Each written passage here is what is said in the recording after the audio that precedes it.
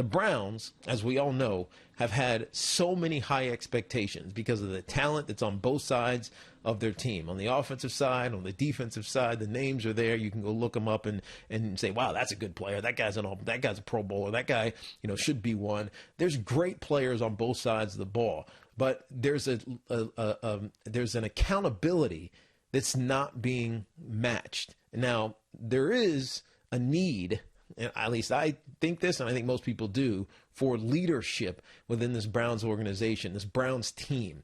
You'd think it should be their best players, like Odell. Unfortunately, I'm not sure it's going to come from Odell. As much as I want to push him into that category, I'm not sure it's ever going to happen for Odell. And then instead, it's got to come from the other guys around him, in this case, Baker Mayfield. Now, Baker kind of is moving this way. When he talks about how this team feels after getting blown out by the Pittsburgh Steelers, it makes you think that he does get it because of the expectations. It's also because they lost to the Baltimore Ravens to start the season 38-6. Their last game against the Pittsburgh Steelers, and also in their division, both those teams in their division, 38-7. And in between, they've beaten the Bengals, the Washington football team, the Cowboys, and the Colts. Now, the Colts game they had to work to win. And Baker Mayfield, took that was their one good win. The other ones, I mean, the Cowboys were a joke. Washington is a mess right now. The Bengals have a rookie quarterback and only won a game last year. So the ones that they've won, you're not putting many check marks beside, except for the Colts. And so as a result, when you look at their record at 4-2, you say, okay, the Cleveland Browns, they might be coming, right? They might be a team that's on the verge of being a viable in the AFC. But then when you dig into their record, the teams that are the best teams in the AFC and the best teams in their division, they've gotten outscored by 30 plus points in some occasions, actually 30 plus in both occasions, 32 and 31 by the best teams in the division. So you can imagine what's going to happen by the other best teams in the AFC.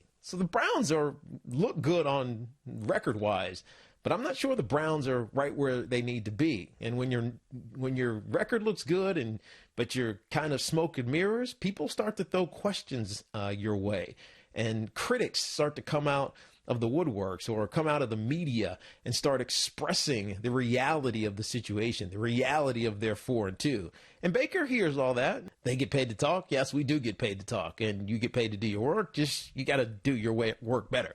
Now, the Bengals have one of the easiest schedules remaining. They had two tough tasks, and they're going to have those tough tasks again. Obviously, the Baltimore Ravens and the Steelers are in the division. But they have the Bengals this coming week. Then they have the Raiders, who are good but also beatable. Maybe that falls into the category of the Colts. If they beat that team, then maybe we start to feel a little bit better about their wins. Then they have a bye week, and then they have the Texans, who are a really good squad, but or at least on paper a good squad, but obviously are going through some pains with the firing their head coach. Romeo Crennel is now in charge, and they're trying to refine their way. But the Browns have some winnable games coming up, and the Browns, most importantly, besides winning these football games, need to find a way to find leadership in Baker Mayfield and Odell Beckham Jr. and Myles Garrett and whoever else wants to step to the forefront and be the leader of this team. We'll focus on Odell because Odell is the headliner. Odell is the star, so to speak. A lot that needs to be corrected with a 4-2 Browns team who some people think is going to go to the postseason. Leadership matters. What you say as that leader matters. How you act as that leader on that team matters. And the Browns need to find a way to get that right. One team in the division who doesn't need leaders because their head coach is fantastic, their quarterback is really good, a team you can't get tired of watching, is the Baltimore Ravens. And the reason is very simple, because they have Lamar Jackson at quarterback. He is one of the most dynamic, exciting stars in football right now. Now, he might never become that traditional drop back Dan Marino type quarterback, passing quarterback, but it doesn't even matter, really. I mean, if you want to have longevity, yes, he's going to have to develop into that, because at 29 or 28 or 29 or even 30, I can't imagine that Lamar Jackson's going to be darting and diving and cutting as much as he has been these first two and a half years, really, because he only played at the end of his first year of his career. I can't imagine him being that player. But he is so dynamic and so fun, you almost don't care that he's not a traditional passer. Now, he won the MVP last year, in part because he threw for 36 touchdowns, most of them going to his tight end, Mark Andrews, but 36 touchdowns while throwing for 3,500 yards, and he rushed for 1,200 yards and 7 touchdowns on the ground. I mean, as much as he is a quarterback, he is as hybrid running back / quarterback as we've ever seen, even more so than Randall Cunningham or Michael Vick or any of these guys.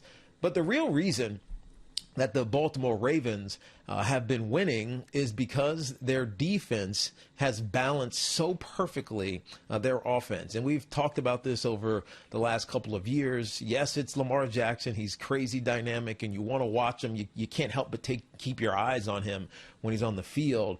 But they've been very astute on the other side of the ball as well. And it's Calais Campbell. It was Earl Thomas last year, and now we know they've moved on from Earl Thomas. But a lot of those moves that the Baltimore Ravens have done to complement, obviously, their dynamic offense, and let's not forget, it would be irresponsible of me to omit the job that John Harbaugh has done with managing this team and motivating this team and keeping them, in the right mind frame for continued and consistent success, as well as Greg Roman, their offensive coordinator, and Wink Martindale, their defensive coordinator. You can't forget those guys. But in order to be consistently good, it's got to be from top to bottom. And they have that in their general manager, Eric DeCosta. Now, why am I bringing up a general manager, 5-6 weeks into an NFL season with a team that's on bye? Yeah, the Ravens are 5-1 right now. Their only loss being to the Kansas City Chiefs, who are obviously the defending Super Bowl champions, and you understand it. Just the reason they lost that game is because they tried to be something that they're not. They tried to make Lamar Jackson into a throwing quarterback. They tried to have him keep up with Patrick Mahomes instead of doing what they do best. Just run the ball, let Lamar Jackson be a dynamic player, and keep defenses off schedule, off kilter. Instead, they changed their game plan, and it came back to haunt them. But that's their only loss on the season. But I bring up DeCosta for a reason. So last year, we remember this, briefly. If you don't, I'll recap it. At the trade deadline, which is something that most NFL fans or even organizations don't pay too much attention to, at least not for impact players. It's not like baseball. It's not like we got to go get an arm and this is going to propel us, on the back half of our season and into the postseason. It's not like that in the NFL. Well, at least traditionally, it hasn't been like that.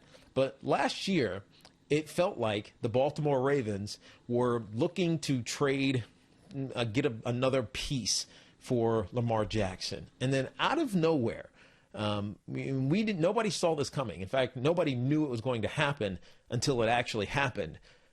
DeCosta traded with the Los Angeles Rams and got the disgruntled, almost expendable Marcus Peters, because they knew they were bringing in Jalen Ramsey from the Jacksonville Jaguars. Remember this, right? Jalen Ramsey goes to the Rams. Marcus Peters, who is a very good player but was having some issues out in L.A., gets traded kind of like out of nowhere to the Baltimore Ravens. And he was a very important piece to this Ravens defense. It allowed them to be so much more versatile in their schemes. He was a great addition that DeCosta brought in last year out of nowhere.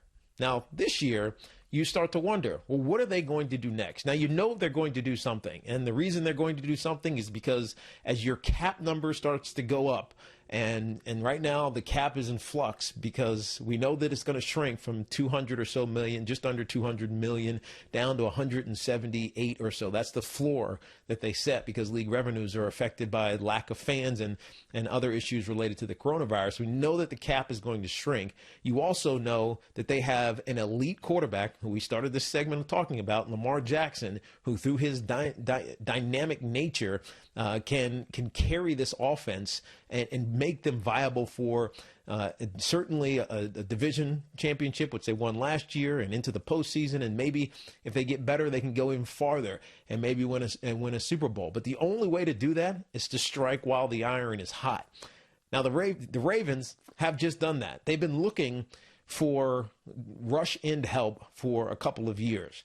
And today they went out and got Yannick Ngakoue. Remember, he went to the Minnesota Vikings because he forced his way out of Jacksonville. It kind of wasn't working out in Minnesota. Minnesota's going through a weird transition defensively. They went from one of the best defenses in the NFL to one of the worst defenses in the NFL in just an 8-month or 9-month time frame or so. And so Yannick Ngakoue, just it doesn't fit for him there. Ernie DaCosta goes and gets Yannick Ngakoue for a second rounder next year and a third rounder in 2022. I think it's a fantastic deal for the Baltimore Ravens. Now that's the one that's up front. That's the one that you kind of could see coming. They were in the market for a rush in, and Yannick Ngakoue getting traded, even though he was just moved to the Minnesota Vikings. It's unique, but that's not one that's going to be impactful. What do the Ravens need? And we've seen this. We've said this over the last couple of years. They need a big veteran wide receiver. Now, they have tight ends. We know this. Mark Andrews, who is Lamar Jackson's favorite target. We saw that, sidearmed, ridiculous touchdown he threw last weekend on that scramble. He's his favorite target. Hollywood Brown, we like. We also like Willie Snead, but these are smaller wide receivers who, while they're big play speed guys, sometimes you need the possession guys that are going to run, these dig routes in the middle of the field. And so they sneakily are probably contemplating something. And I trust that by November 3rd, which is the trade deadline, DaCosta will do something. And how do we know that he's going to do something with that position? Because he brought in Dez Bryant. Allegedly, we think he's going to sign with the Baltimore Ravens and go on their practice squad. And if he does, he'll be there for a couple of weeks because he's got to get into game shape. They got to make sure that he's up to speed with this offense, that he's fit for what they're trying to do. And if Dez Bryant, a veteran, comes in and joins this Baltimore Ravens squad, it will be extraordinarily interesting to see how Lamar Jackson matches wits with him. Remember, in with the Saints last year, before he tore his Achilles, he was starting to get up to speed, and those guys really liked him. But he tore his Achilles, and it ended it. Now, that may not be the end of it, because knowing DaCosta, I think there will be something that comes out of left field. Clearly, they're in the market for a wide receiver. Why else would they go get Dez Bryant? Why else would they go get a wide receiver when they have a full roster, just not the right guy, not the right veteran?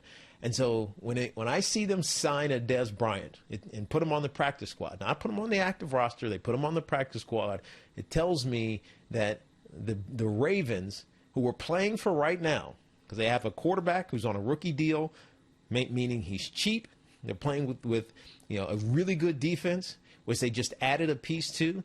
They have a really good running game that they've had for the last 3 seasons now, led obviously by Lamar Jackson. They're looking for that wide receiver piece. Dez Bryant tells me that Eric DaCosta getting Dez Bryant tells me that they're looking for wide receivers.